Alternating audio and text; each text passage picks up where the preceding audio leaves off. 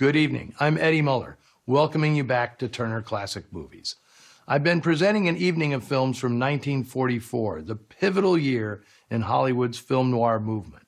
So far, we've seen Paramount's Double Indemnity, RKO's Murder My Sweet, and Laura from 20th Century Fox, all released within months of each other. Now, Universal Pictures gets into the act with Phantom Lady, adapted from the first novel master of suspense Cornell Woolrich wrote under his famous pseudonym, William Irish. It's a classic noir premise. A husband angrily ditches his wife and spends an evening on the town with a woman he meets in a bar. He returns home to find his wife murdered and cops waiting with the handcuffs. His companion that evening, whose name he didn't get, is the only alibi that stands between this sap and an unjust doom, but she's vanished into thin air. His loyal secretary races against time to find this needle in a haystack, her only clue an extravagant hat worn by the mystery woman. The film was produced by British-born Joan Harrison, who'd been Alfred Hitchcock's secretary and protege. When rumors arose that perhaps she was the real talent behind the director's success, Harrison forged out on her own. Her search for an inaugural project led to this novel. Harrison's first draft script convinced Universal to let her build it as a feature.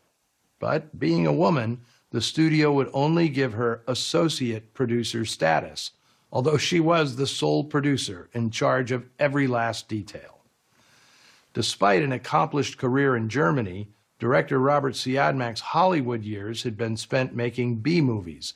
It was his 1942 film Fly By Night, made for Paramount's B unit, in which Joan Harrison recognized another artist adept at Hitchcock's approach, an elegant commingling of shadowy mystery, whip-crack pace, and sly sexuality, as well as a flair for dynamic set pieces. She signed up Siodmak to direct her breakout feature. They do a fine job with Woolrich's signature screw-tightening suspense, but they really excel at conjuring the author's nocturnal world of desperation and despair.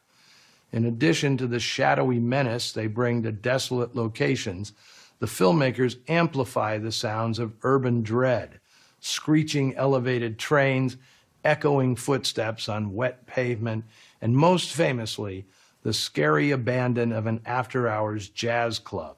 Cameraman Woody Bredell's lighting gives the film its exceptional noir atmosphere. Some major critics, such as the nation's James Agee, intrigued by the possible emergence of a female Alfred Hitchcock, considered Phantom Lady to be entirely Joan Harrison's handiwork.